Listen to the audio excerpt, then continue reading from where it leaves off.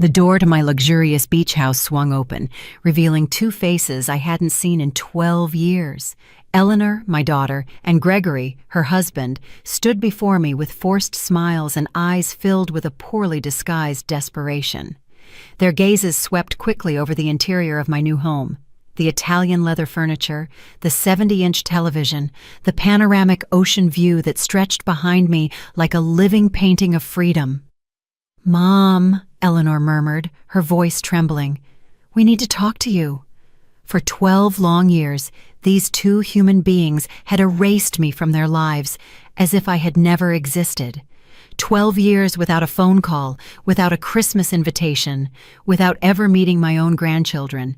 And now, after I had bought this multi-million-dollar house in cash, they appeared on my doorstep like ghosts from the past, returning only when they caught the scent of money. I watched them in silence, noting every detail of their worn-out appearance. Gregory tried to peek over my shoulder to see more of the interior of my seaside sanctuary. Eleanor wore a faded green dress that had seen better days, and her synthetic leather shoes showed cracks that spoke of financial hardship. Worry lines marked her forehead like furrows in dry earth, and her hands trembled slightly as she awaited my response. "Talk," I repeated with a calmness that surprised even myself. How interesting. After 12 years of absolute silence, now you want to talk. The color drained from their faces as if they had seen a ghost. Gregory cleared his throat uncomfortably, adjusting the wrinkled shirt he was wearing. It was obvious they had come straight from somewhere things hadn't gone as they'd hoped. Their eyes couldn't hide the desperation that had brought them to my door. During all those years of cruel abandonment, I had survived by selling my homemade pies and desserts at the town's farmers market. Every Sunday, while they were probably enjoying lavish family gatherings at expensive restaurants, I was standing under the relentless sun, smiling at strangers who appreciated my baking more than my own blood. My hands had grown rough from the constant work. My back had stooped from carrying heavy baskets filled with sweet hopes. But my pride never completely broke. The aroma of freshly baked desserts still lived in my most cherished memories. Finely ground cinnamon, pure vanilla extract, toasted coconut, browned to the perfect color. Flavors that once filled my home when Eleanor was little and called me the best cook in the whole wide world. Those golden days seemed to belong to another life, to another woman who naively believed that family love was unconditional and eternal. The transformation had begun gradually after Eleanor met Gregory at that company party where she worked as a secretary. At first, he was all charm and calculated courtesy. He would call me his dear mother-in-law, with that smile that never reached his eyes, and praise my Christmas casseroles while secretly planning how to distance Eleanor from my influence. But little by little, I began to notice the subtle changes that seeped into our relationship like a slow poison. When Eleanor mentioned visiting me on weekends, he always had a work emergency that required his immediate attention. When I called in the afternoons to hear her voice, he would answer the phone with an annoyed tone and promise that Eleanor would call me back, which never happened. Messages were mysteriously lost, invitations misplaced, and plans canceled at the last minute for increasingly far-fetched reasons. The exclusions began as accidental oversights that hurt, but which I could forgive. Eleanor's graduation from her MBA program. "Oh, Mom, we thought you already had other, more important plans." The baby shower for her first daughter, my granddaughter, whom I never met. It was something very intimate, just her closest friends from college. That same granddaughter's first communion. "We completely forgot to tell you. Everything was so rushed. You know how these things are." Each excuse stabbed my heart like a dagger wrapped in gift paper with golden bows. I would smile, nod my head, and pretend to understand their reasons perfectly. "Don't worry, my love. Next time will be different." But next time never came, and my phone remained as silent as a tomb in the cemetery where my husband rested. The nights grew longer, the Sundays emptier. I cooked for one, talked to the photographs on the walls, and celebrated my birthdays with a single lonely candle stuck in a small cake I bought from Mr. Peterson's bakery. He always asked about Eleanor, and I always responded with the same lie. She's very busy with her new life, you know how it is. But now, standing on the threshold of my dream house, with the ocean whispering secrets behind me and the salty scent of the sea filling my lungs, I saw them for who they really were. I invited them in with an elegant wave of my hand, watching as their eyes widened at the sight of the luxury that now surrounded me. The Italian marble floor gleamed under the natural light, pouring in through the enormous windows, reflecting their small, nervous figures. Eleanor walked behind Gregory like a shadow, keeping her head down while he appraised every piece of furniture, every work of art, every detail of my new reality with the poorly concealed greed of a professional appraiser. "Sit down," I said, gesturing to the cream-colored leather sofa that had cost more money than they had seen together in years. "I suppose after so much time, you have a lot to tell me." Gregory cleared his throat, adopting that important man posture he always used when he wanted to impress someone. "Annabelle, we know it's been a few years since we've spoken, but 12 years. I interrupted him with a firm voice. "Not a few years, 12 exact years since you decided I didn't exist." Eleanor finally looked up, and I could see tears welling in her eyes, but they no longer moved me as they once had. I had cried too many nights alone to allow her calculated tears to manipulate me now. "Mom, it wasn't our intention. Things got complicated. Gregory's job, the kids—" "The kids I never met," I replied, feeling the rage that had been contained for years begin to boil inside me. "My grandchildren, who grew up without knowing they had a grandmother who would have loved them unconditionally." During those 12 years of forced exile, I had built a routine that kept me sane. Every morning I got up at 5, preparing my desserts with the same dedication I once put into caring for Eleanor when she was a baby. The pie crust required patience. The exact point of the caramel needed constant attention, and the baking time did not forgive mistakes. Those recipes had become my salvation and my livelihood. Sundays at the farmer's market were my time for social interaction. Older women like me would come to buy my sweets, and we would end up talking about our lives, our absent children, our postponed dreams. Martha, a 72-year-old widow, became my confidant without either of us planning it. She too had been abandoned by her children after they married. She too knew the pain of being invisible to those who were once the center of your universe. "Children think that once they form their own family, we parents no longer matter," Martha would tell me as she bought 3 pies to take to her neighbors. "But when they need something, oh, then they remember we exist." How prophetic that conversation had been.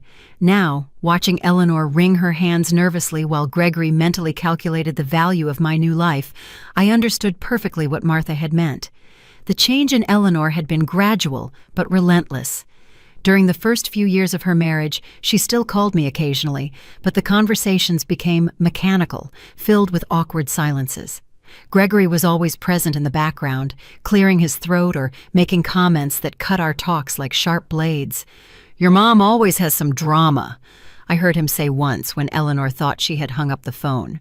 "My mother never bothers us with her personal problems." Her personal problems.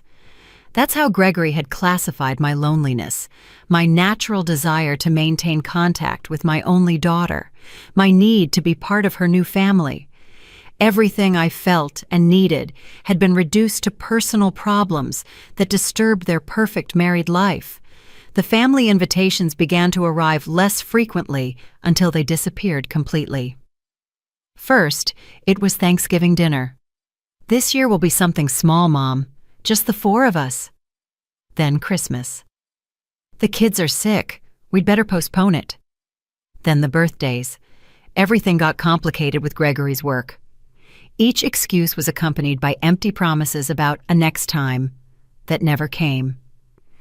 Eleanor developed a special talent for making every rejection sound reasonable, every exclusion seem temporary, every abandonment feel as if it were for my own good. "We don't want you to feel obligated to come, Mom.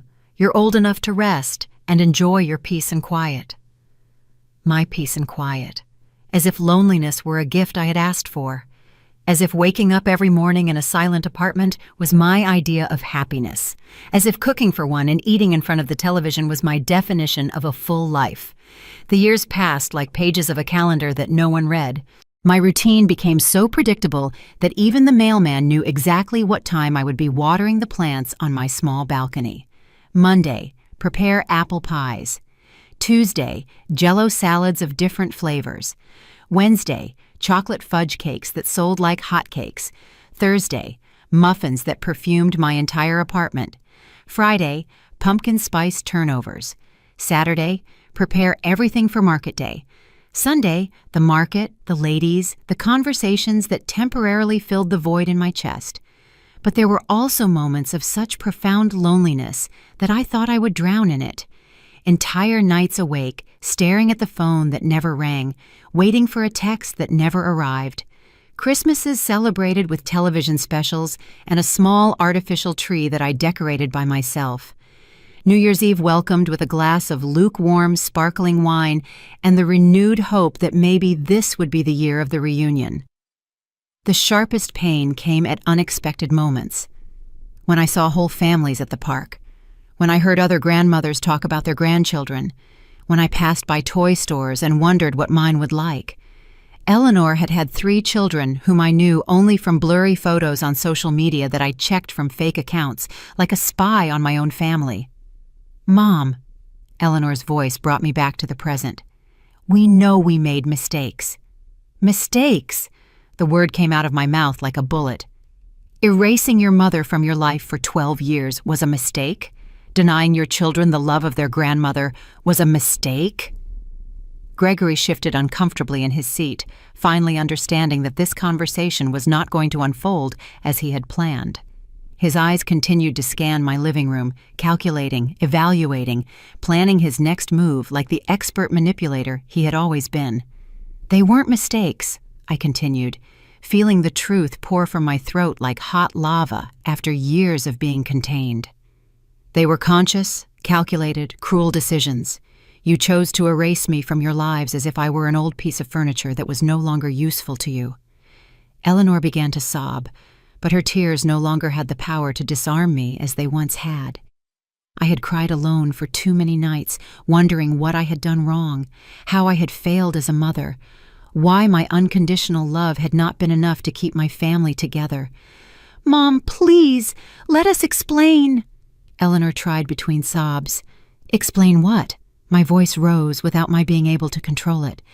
Are you going to explain to me why I didn't know my granddaughter when she took her first steps? Why I wasn't there when my grandson lost his first tooth?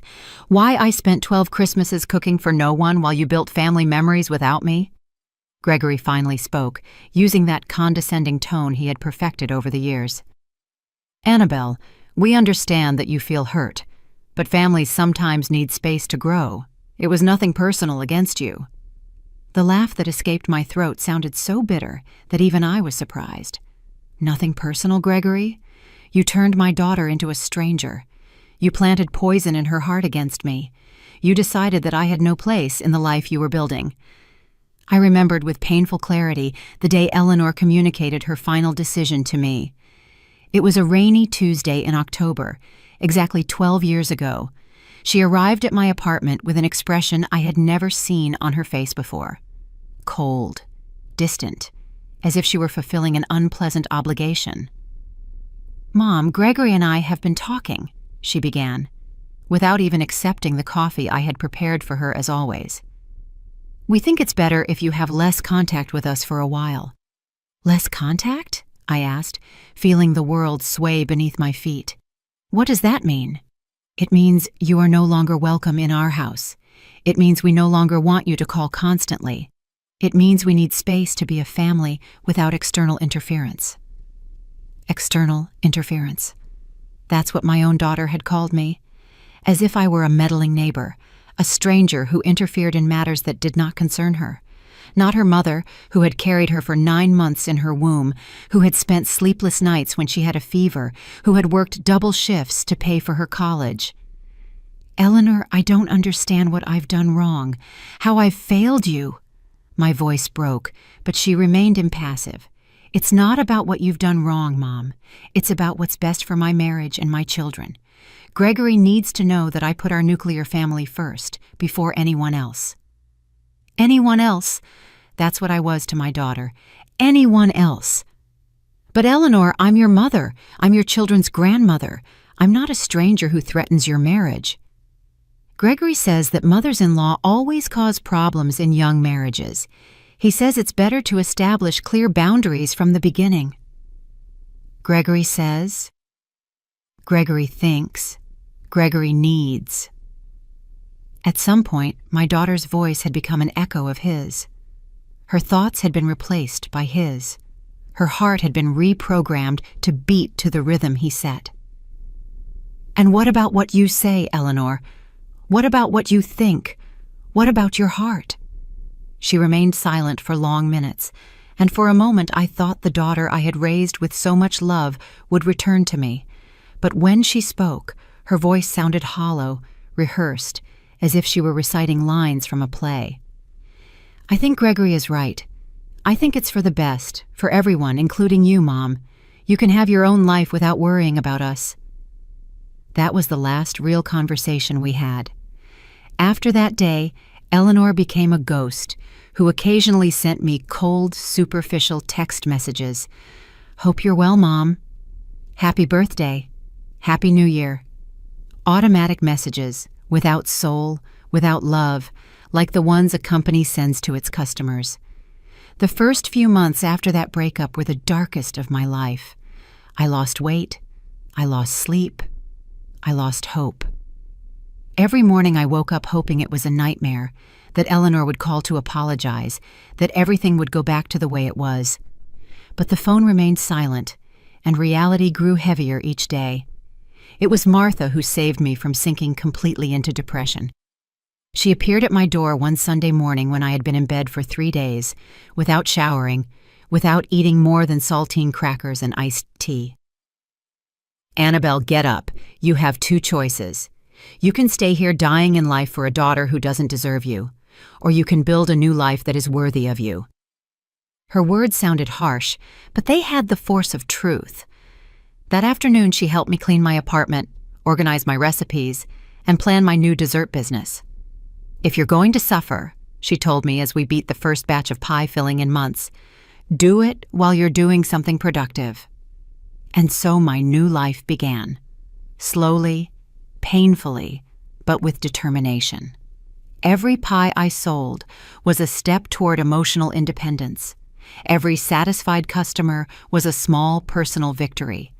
Every dollar I earned was proof that I had value, even if my own daughter didn't see it. Sundays at the market became my weekly therapy. The ladies who bought my desserts became my new chosen family.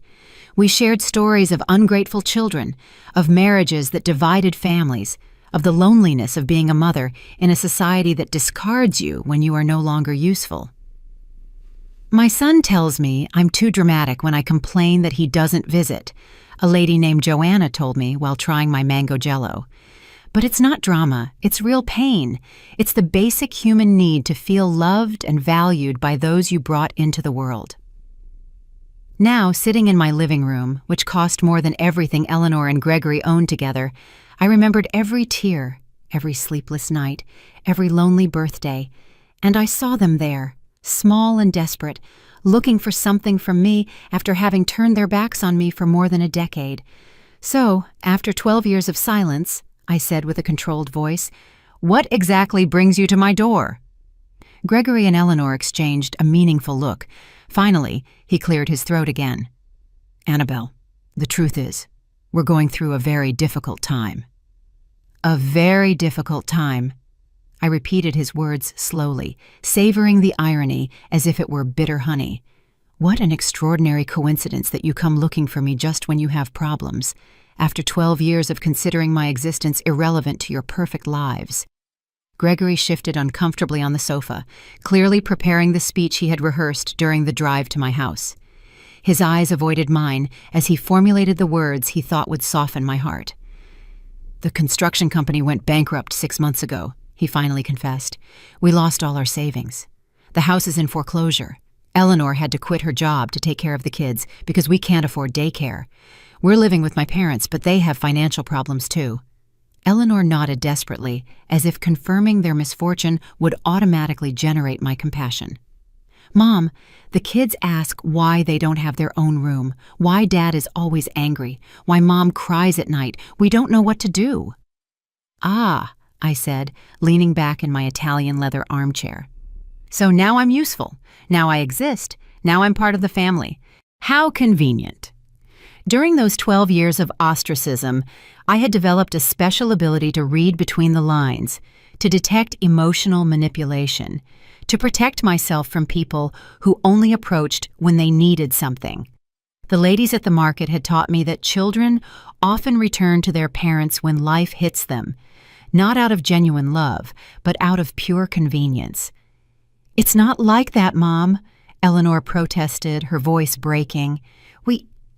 I've always loved you. I've always thought of you. It was just that the circumstances, I interrupted her with a smile that didn't reach my eyes. Let's talk about circumstances, Eleanor. When your first son had pneumonia 8 years ago and was hospitalized for a week, where was I? When your second son broke his arm playing soccer 5 years ago, did you call me? When your youngest daughter had problems at school last year, did you think to ask her grandmother for advice? Each question was an arrow aimed at the center of her guilt. Eleanor paled with each one because she knew the answer was the same. She hadn't thought of me at any difficult moment in their lives. Only now, when they needed money, when their world was crumbling financially, had they remembered they had a mother. "We knew you had financial problems," Gregory muttered, trying to justify the unjustifiable. "We didn't want to be a burden to you when you could barely support yourself selling desserts." The audacity of his comment left me speechless for a moment. Not only had they justified my exclusion because of my poverty, but now they had the nerve to admit it openly, as if it were a valid reason to abandon a loved one. "I see," I said with a calmness that surprised me. "So I wasn't good enough for you when I was poor, but now that you know about my new financial situation, I'm suddenly valuable enough to receive a visit." The truth about my economic transformation was something they couldn't imagine. 3 months ago, while preparing pies for the Sunday sale, I received a call that changed my destiny forever. It was a lawyer from the city informing me of the death of my Aunt Joan, my late father's sister, who had lived in the United States for 50 years without our family knowing much about her. Aunt Joan had been the black sheep of the family, the one who left young in search of the American dream and never returned. For decades, we only received occasional Christmas postcards, but we never really knew how she had fared in life. It turned out she had done extraordinarily well. The inheritance included a house in Los Angeles that sold for $1.5 million, bank accounts with another $500,000, and several investments totaling another $2 million. Overnight, I went from counting pennies to buy ingredients for my desserts to having more money than I had ever dreamed of possessing. But the most important thing about that inheritance wasn't the money. It was the letter Aunt Joan had left specifically for me. In that letter, she told me how she had followed my life through social media, how she had seen my loneliness, my family's abandonment, my daily struggle to survive. She explained that she had decided to leave me everything because she recognized in me the same strong woman she had been, someone who had been underestimated and abandoned by her family, but who had never given up. "Annabelle," the letter said in the shaky handwriting of a 92-year-old woman, "I have seen how your daughter has treated you. I have seen your dignity in loneliness. This money is for you to live your final years as the queen you always were, not as the beggar they wanted you to be." With that inheritance, I bought this house by the sea, a place where I could wake up every morning listening to the waves and breathing fresh air, free from painful memories and toxic people. For the first time in 12 years, I slept in complete peace. "Mom," Eleanor tried to approach me, but I raised my hand to stop her. "I know we made terrible mistakes. I know we hurt you in unforgivable ways, but we're family. Blood." "Blood," I interrupted with a bitter laugh. Eleanor, blood means nothing without respect, without love, without consideration. You turned our family connection into a wet piece of paper that you threw in the trash when it no longer suited you. Gregory leaned forward, adopting a posture of calculated vulnerability that he had probably practiced in front of the mirror. Annabelle, we understand your pain, we understand your anger, but the children are innocent in all of this. They don't deserve to suffer for our mistakes. There it was, the card he had saved for last. The children, my unknown grandchildren, the most powerful emotional manipulation they had in their arsenal. They knew that mentioning the little ones could soften my heart, hardened by years of neglect. The children? I asked, feeling a mixture of pain and rage stir in my chest. The same children who grew up without knowing they had a grandmother who would have loved them unconditionally? The same children who were denied the love, wisdom, and care of their grandmother for all these years? Eleanor began to sob again, but this time her tears seemed genuine, heavy with the weight of real guilt. Mom, we didn't think about the long-term consequences. Gregory said it was better for the marriage, that mothers-in-law always caused problems. Gregory said, I repeated, looking directly at the man who had orchestrated the destruction of my relationship with my daughter. Gregory thought, Gregory decided. And where was your own voice, Eleanor? Where was your own heart? My voice got lost somewhere between the promises of a perfect marriage and the fear of contradicting my husband, Eleanor admitted, with an honesty that momentarily disarmed me. But Mom, now I realize everything we lost. The kids ask why they don't have a grandmother because their friends talk about their grandmothers, and they don't know any. Her words were daggers straight to the heart, but I had learned not to let pain cloud my judgment. For 12 years I had fantasized about this moment, Eleanor's return, the acknowledgement of her mistake, the chance to meet my grandchildren.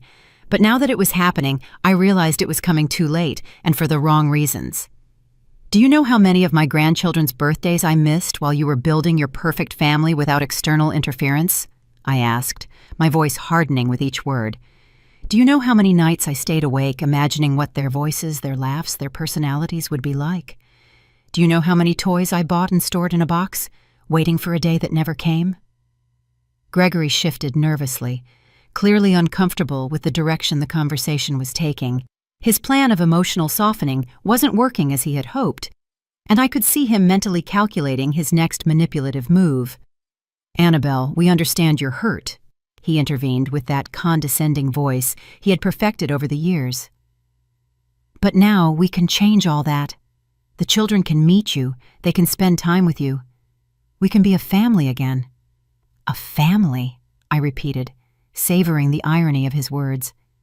You mean the kind of family where the grandmother is welcome only when she has money to solve the problems of irresponsible adults?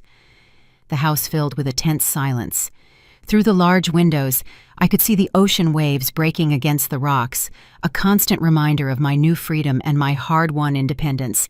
This place represented everything I had achieved without them, everything I had built from the ashes of my abandonment. During these 3 months living by the sea, I had developed a completely new routine. I woke up each morning to the sound of seagulls, not to the silent cry of loneliness. I prepared my coffee in a kitchen equipped with the best appliances, not in the small space where I used to count every penny for basic ingredients. I walked along the beach at sunset, feeling the sand between my toes and the salty wind in my hair, free from the emotional heaviness I had carried for years.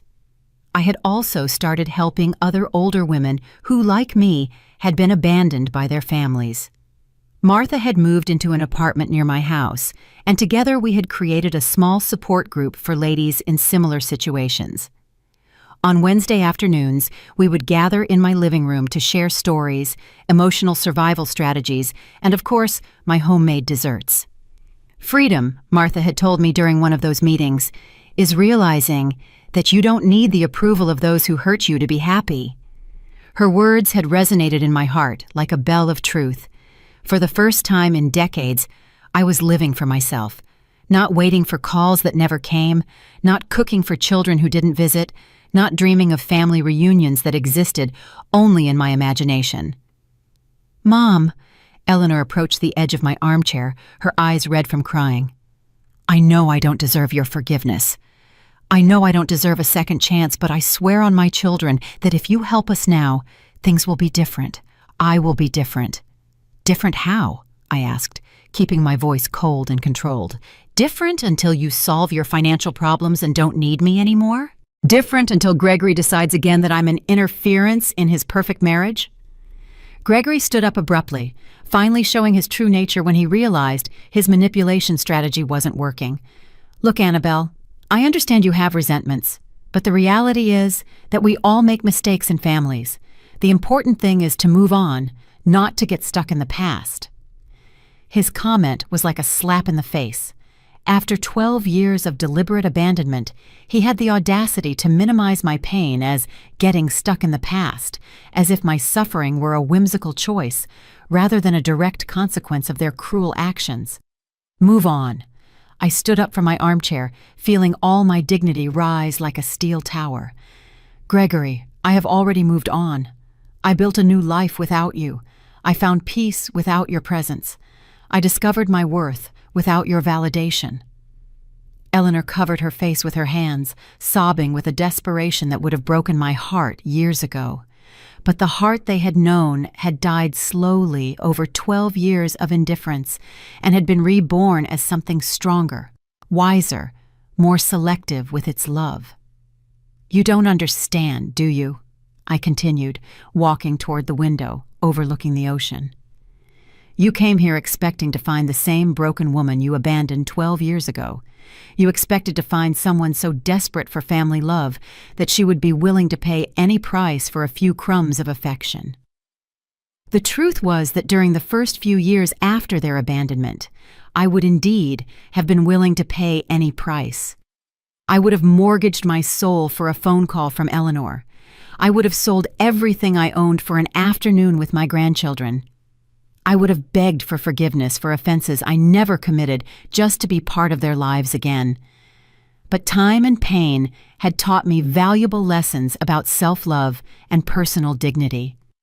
The afternoons with Martha and the other ladies had shown me that family abandonment was more common than I thought, and that surviving it was not only possible, but could be the beginning of a more authentic and satisfying life.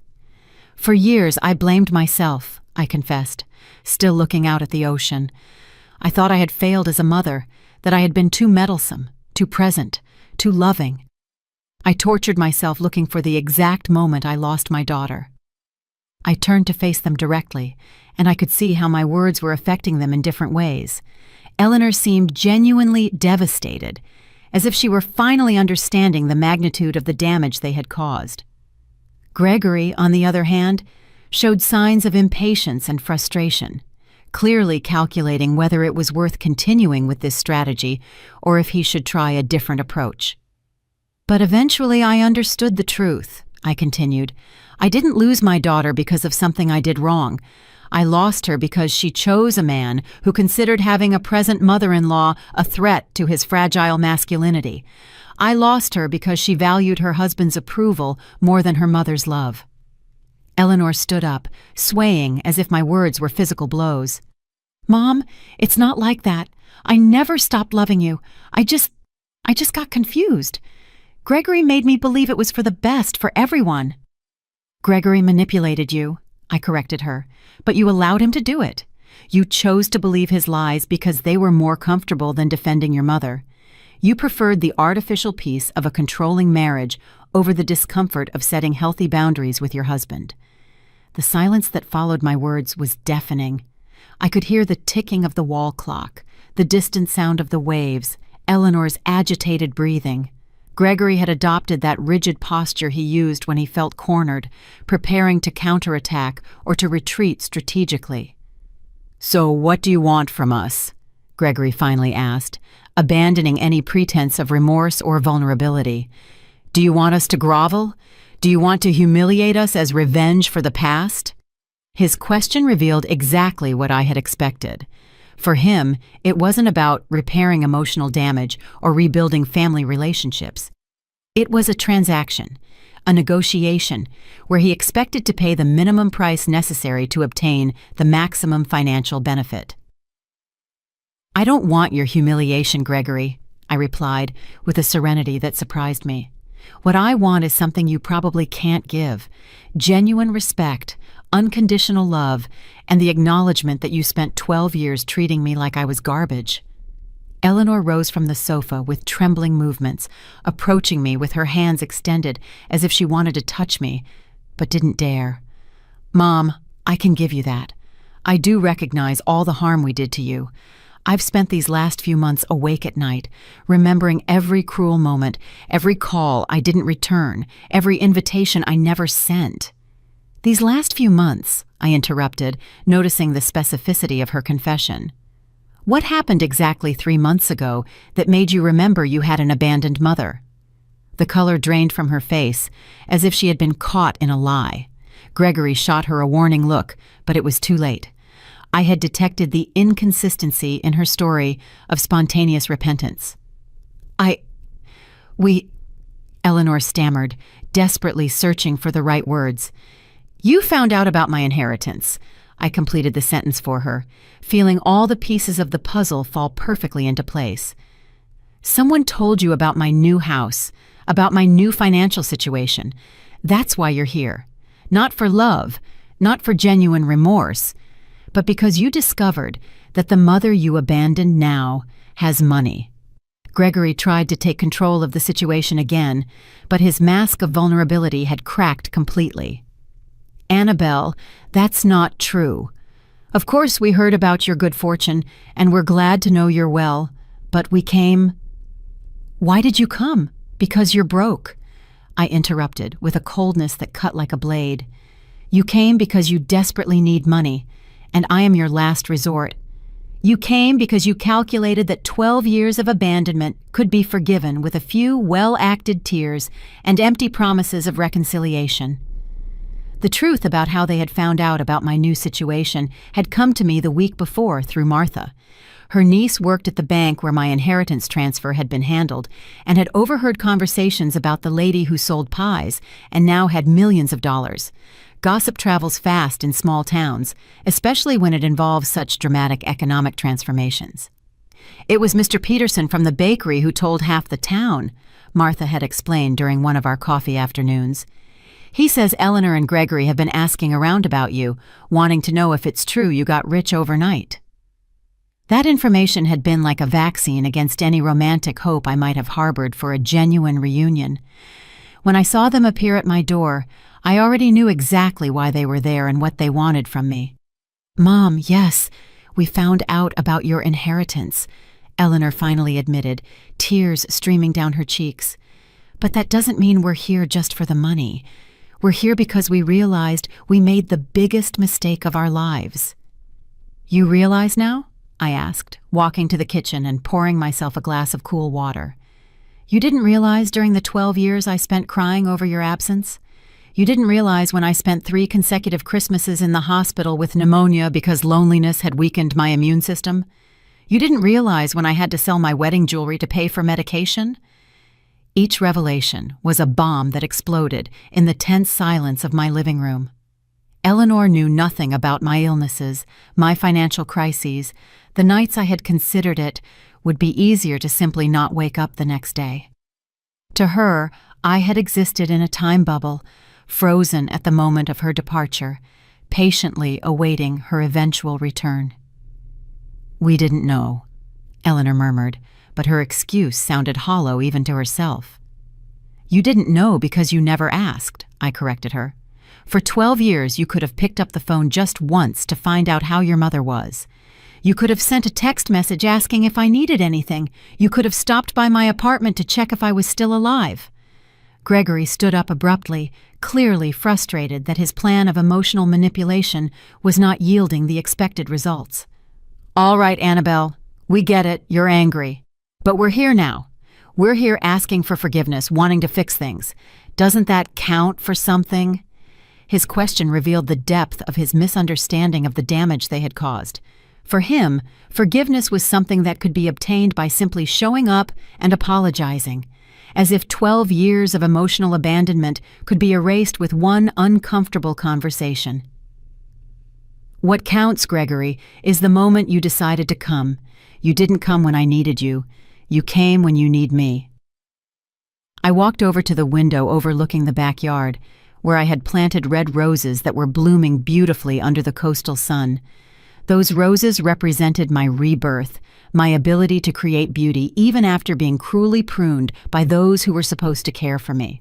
For all these years, I continued without turning to look at them, I developed a very simple philosophy about human relationships. People show you who they really are through their actions, not their words. You showed me that I had no value in your lives when things were going well. Eleanor came up behind me, and I could feel her trembling presence near my shoulder. Mom, we were young, stupid, influenced by wrong ideas about marriage and family, but we've grown up, we've matured. You've gone broke, I corrected her without turning around. You haven't matured, you've gone broke, and now that you need financial help, you suddenly remember you have a mother. The silence that followed was broken by the sound of my phone. It was Martha, probably calling for our weekly gardening session. I let it go to voicemail, but her call reminded me of something important. I had a full and satisfying life without them. I had genuine friendships, purpose, peace of mind. I didn't need validation from people who had treated me like a disposable object. Do you know what the most painful moment of all these years was? I asked, finally turning to face them. It wasn't when you stopped inviting me to celebrations. It wasn't when you stopped calling. It was when I realized that I loved you unconditionally, but your love for me had conditions that you never clearly explained. Eleanor began to sob again, but this time her tears seemed to come from a deeper, more genuine place. Mom, I love you. I've always loved you. It's just that I let others convince me that that love was problematic for my marriage. And now that your marriage is in a financial crisis, I observed, suddenly that love is no longer problematic. How convenient. Gregory had remained silent for the last few minutes, but I could see his mind working, calculating, evaluating, looking for a new angle of attack. He finally spoke, adopting a different tone, more direct and less manipulative. Look, Annabelle, let's be honest here. We need financial help. You have money. We're family, even if we've had problems in the past. Isn't it natural for family to help each other in difficult times? His brutal honesty was almost refreshing after so much poorly acted emotional manipulation. At least now we were speaking clearly about what they really wanted from me. It's interesting that you mention the concept of family helping each other, I replied with a smile that was anything but warm. Where was that family philosophy when I was working 14-hour days selling desserts to survive? Where was that family solidarity when I had to choose between buying medicine or food? Do you know what's the most pathetic thing about all this? I continued, feeling years of contained pain transform into a crystalline clarity that cut like a scalpel. That if you had come a year ago, when I was still living in that tiny apartment, when I was still counting coins to buy ingredients, I probably would have welcomed you with open arms. I would have cried with joy. I would have forgiven everything without conditions. I would have cooked for you until I dropped from exhaustion. Eleanor covered her face with her hands, her sobs now accompanied by a body tremor that showed the magnitude of her desperation. Gregory, on the other hand, had adopted a more tense posture, like a cornered animal evaluating its escape options. But the money gave me something I never had during those 12 years of abandonment, I went on, walking slowly through my living room like a judge delivering a sentence. It gave me perspective. It gave me the freedom to choose who deserves to be in my life and who doesn't. It gave me the power to say no without fear of the consequences. During my first few weeks living in this house, I had spent many hours reflecting on this exact possibility. What would I do if Eleanor and Gregory appeared at my door? How would I react? Would I be able to maintain my dignity, or would I crumble at the first opportunity to get my daughter back? Martha had been my counselor during those deep reflections. "Money doesn't change who you are on the inside," she had told me as we drank tea on my new terrace. "But it does change how others see you and how you see yourself. The question is, are you going to use that new perspective to be wiser or to make the same emotional mistakes of the past?" Her words had been prophetic. Now, facing the exact scenario we had discussed, I realized that the money had indeed changed me, but not in the way Eleanor and Gregory expected. It hadn't made me more generous with those who had hurt me. It had made me more selective with who deserved my time and my emotional energy. "Mom," Eleanor tried to approach me again, "I understand your anger. I understand your pain. But don't you think everyone deserves a second chance? Don't you think family love can overcome any past mistake?" "A second chance," I repeated, savoring the irony of her words. "Eleanor, you had thousands of opportunities over 12 years to rectify your mistake. Every day you woke up was an opportunity to call your mother. Every birthday, every Christmas, every Mother's Day was an opportunity to remember that you had a family that loved you unconditionally." Gregory shifted restlessly, clearly calculating whether he should intervene or let Eleanor continue with her strategy of emotional appeal. His eyes continued to scan my house, evaluating, calculating, probably estimating how much money he might need to solve his problems, and how much they could ask me for without seeming too greedy. "The difference between a second chance and a 100th chance," I continued, "is that second chances are given out of love. 100th chances are given out of desperation. You are not here for love, you are here for financial desperation." Eleanor slumped onto the sofa as if my words had been physical blows. "You're right," she murmured in a broken voice. "You're absolutely right. We are terrible hypocrites. We are selfish. We are everything you say we are." Her admission of guilt might have been moving if it hadn't been accompanied by the obvious expectation that acknowledging her mistakes would automatically result in my forgiveness and, more importantly, my financial help. "Acknowledging your mistakes is only the first step, Eleanor," I explained with the patience of a teacher explaining basic concepts to a slow student. "The second step is accepting the consequences of those mistakes. And the consequences of abandoning your mother for 12 years don't disappear just because you need money now." I went to the kitchen and started making coffee, not because I wanted to prolong this visit, but because I needed a moment to process the surrealism of the situation. After so many years dreaming of this reunion, the reality was much colder and more calculated than I had imagined. While the coffee was brewing, I could hear urgent whispers between Eleanor and Gregory in the living room. I couldn't make out the exact words, but the tone was clearly one of strategy and negotiation. They were recalibrating their approach, looking for new angles of manipulation. I returned with a tray containing a single cup of coffee. I sat in my favorite armchair and drank slowly, observing them like a scientist studying specimens in a laboratory. "Aren't you going to offer us coffee?" Gregory asked, clearly irritated by my lack of traditional hospitality. "No," I replied simply. "This is not a social visit. This is a negotiation. And in negotiations, hospitality implies equal positions. We are not in equal positions." Eleanor seemed genuinely hurt by my coldness, but Gregory showed an expression of reluctant respect, as if he were finally understanding that the woman in front of him was not the same one they had abandoned 12 years ago.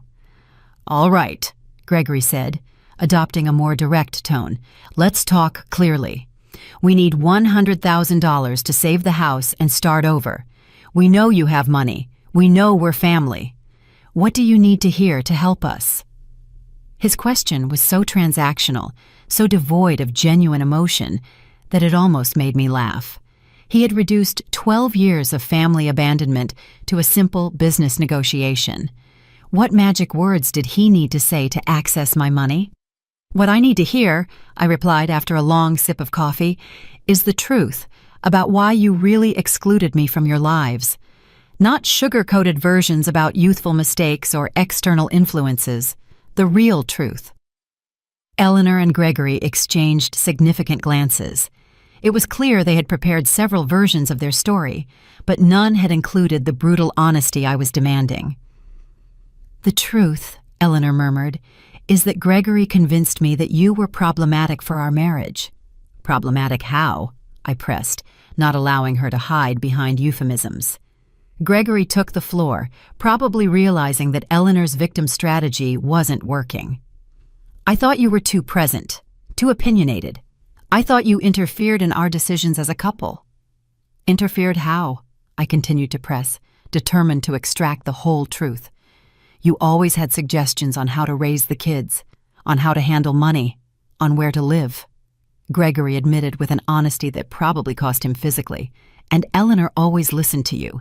She always considered your opinion before mine." There it was, the naked truth. Gregory had seen my maternal influence as a threat to his total control over Eleanor.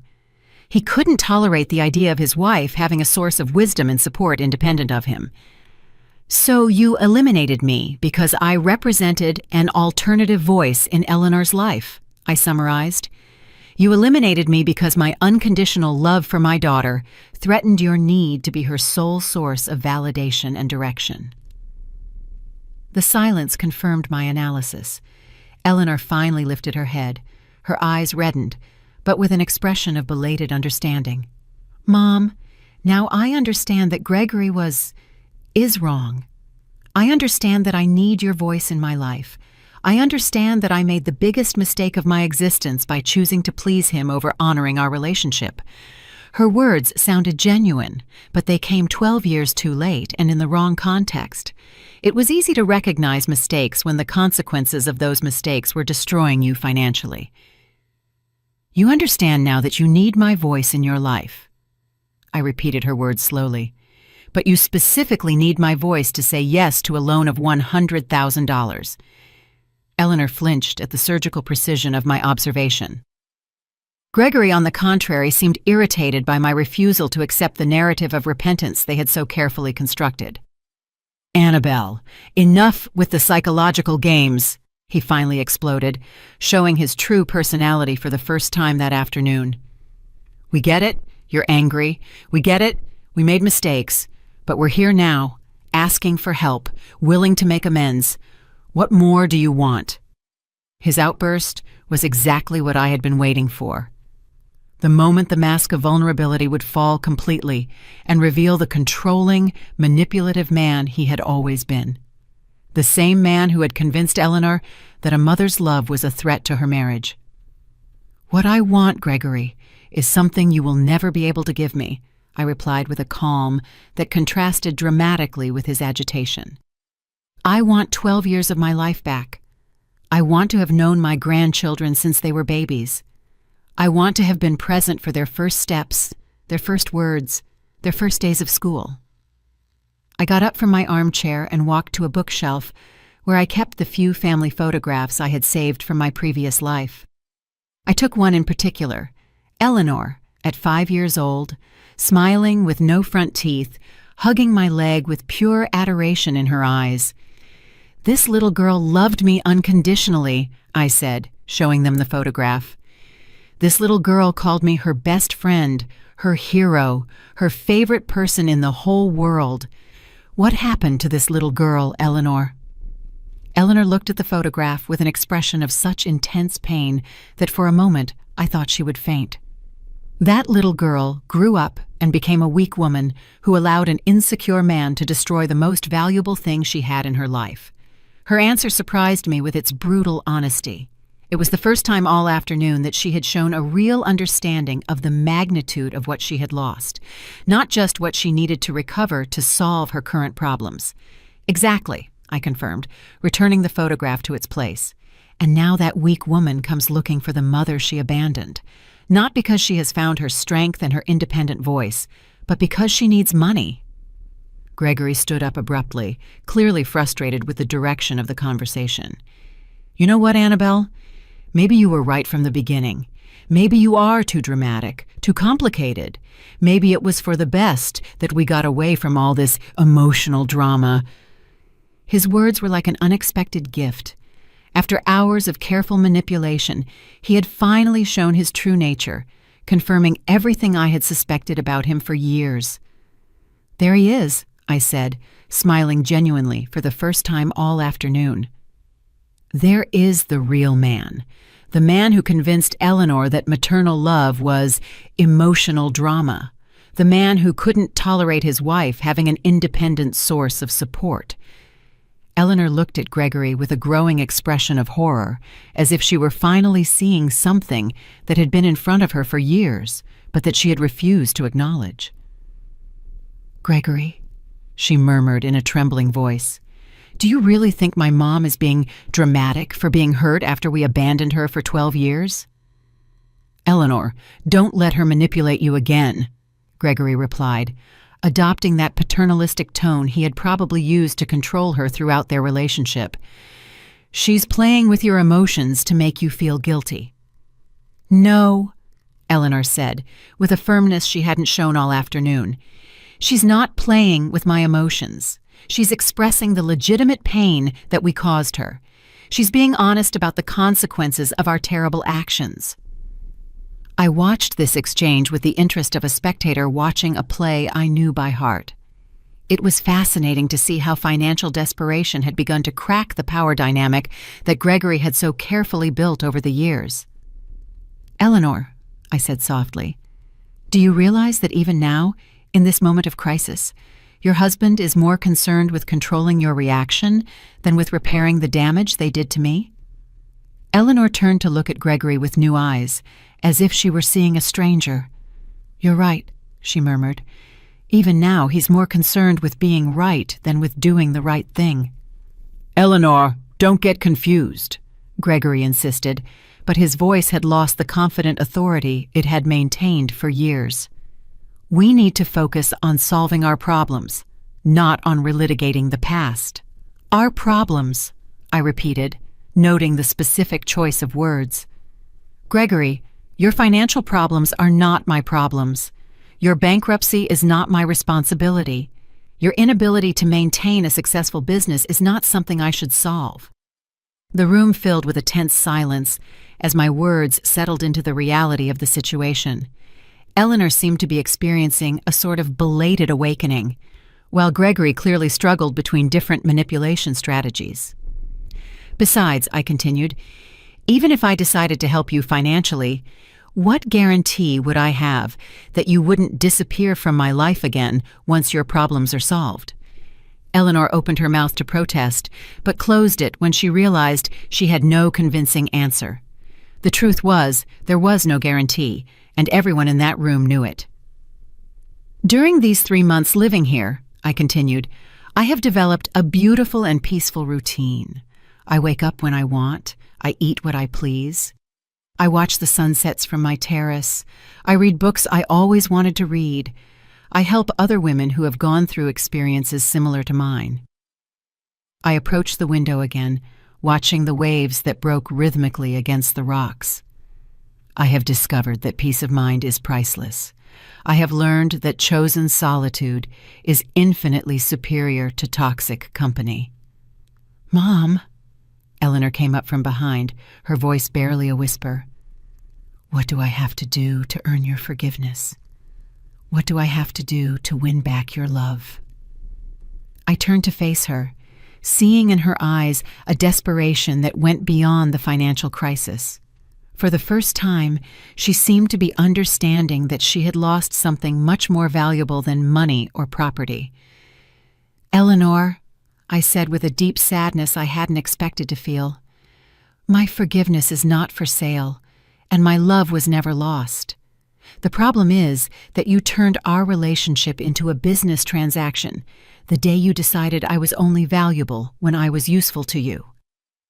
Gregory, seeing that he was losing control of the situation, tried one last desperate approach. "Annabelle, if you don't help us, the children are going to suffer. They're going to lose their home. They're going to have to change schools. They're going to live in poverty. Can you really sleep peacefully knowing that your own grandchildren are suffering?"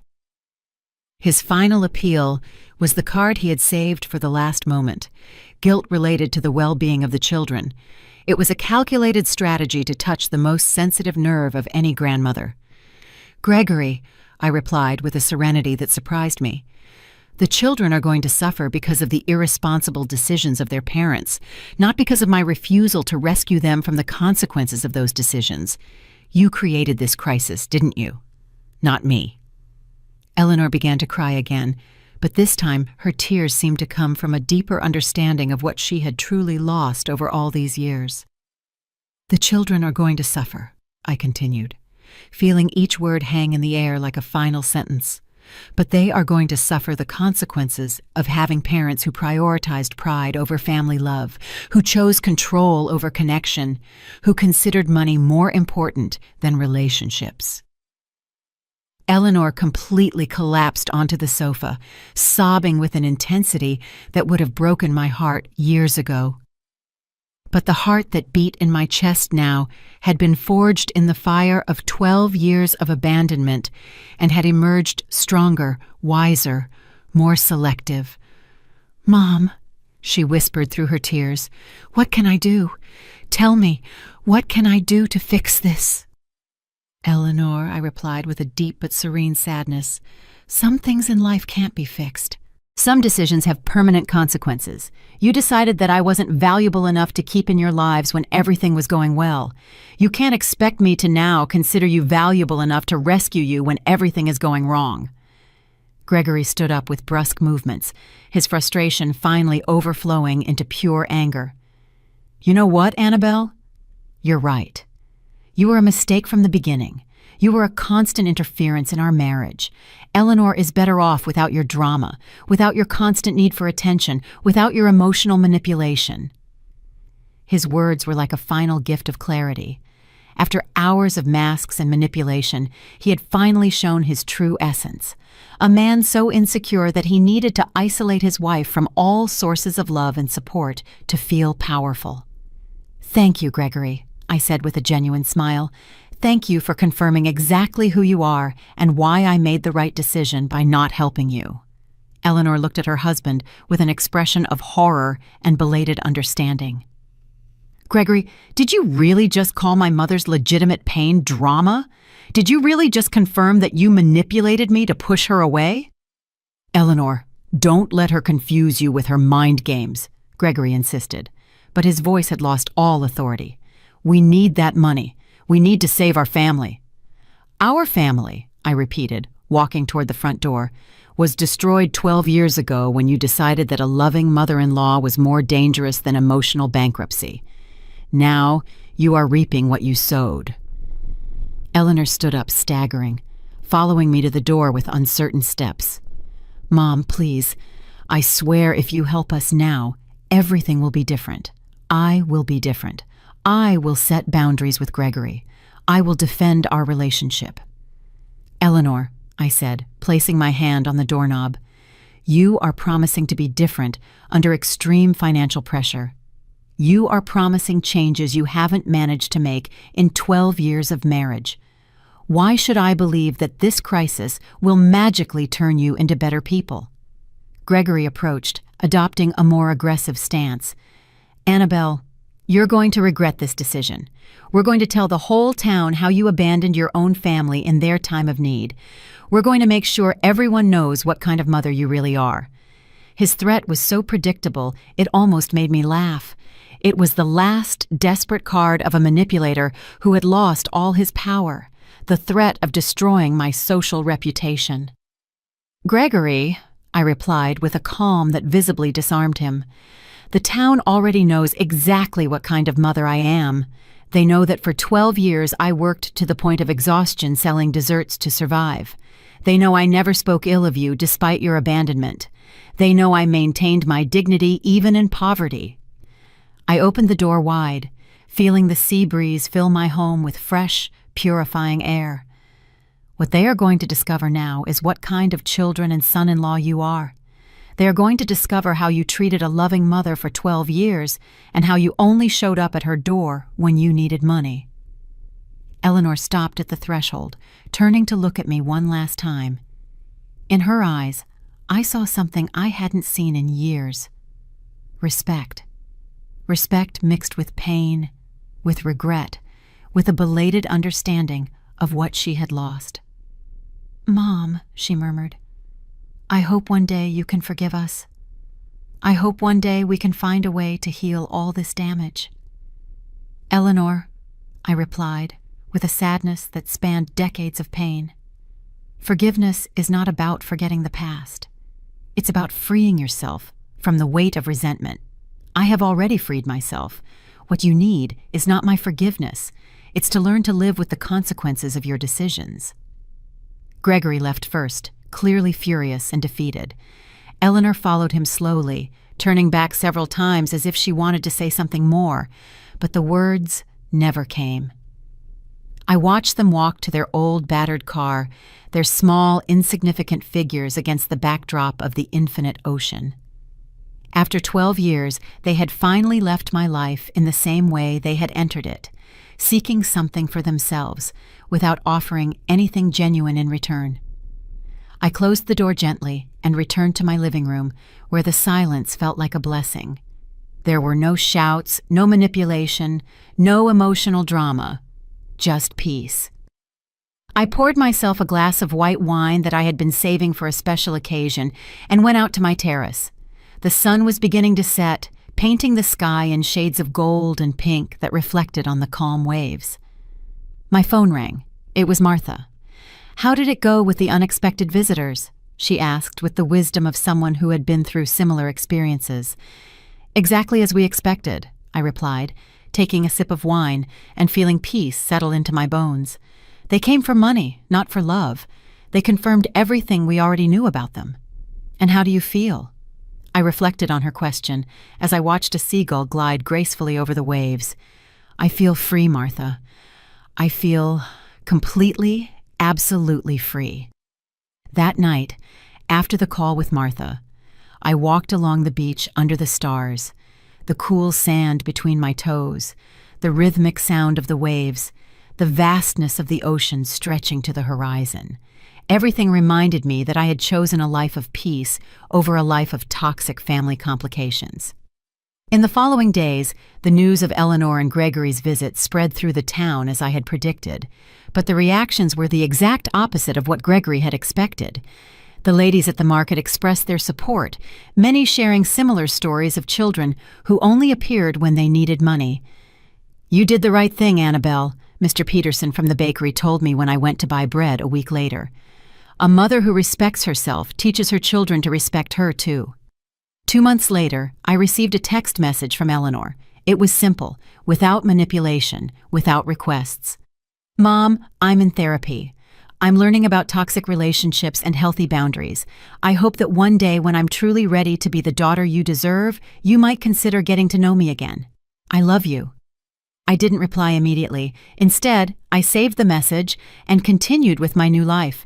My mornings of gardening, my afternoons helping other older women, my evenings in contemplative solitude. Maybe one day, Eleanor would truly find her independent voice. Maybe one day she would learn to set healthy boundaries with Gregory. Maybe one day we could build a relationship based on mutual respect instead of desperate need. But until that day, if it ever came, I would continue to live my full and dignified life, surrounded by the infinite ocean, which reminded me daily that some currents are too strong to be changed, and that wisdom lies in learning to navigate calmer waters. The money had given me many things, but the most valuable was not the house or the luxuries. It was the ability to choose who deserved my time, my energy, and my love, and I had chosen wisely. If you enjoyed my story, you can support me by sending a super thanks so I can write more stories like this. Thanks a lot in advance. What about you? What would you do in this person's shoes? I'd really love to hear your thoughts, so drop them in the comments. I'm always curious to know what you think. Oh, and let me know where you've heard this story. If you want to hear more life stories like this, like the video and subscribe to my channel. There are many more waiting for you. Big hugs and see you next time.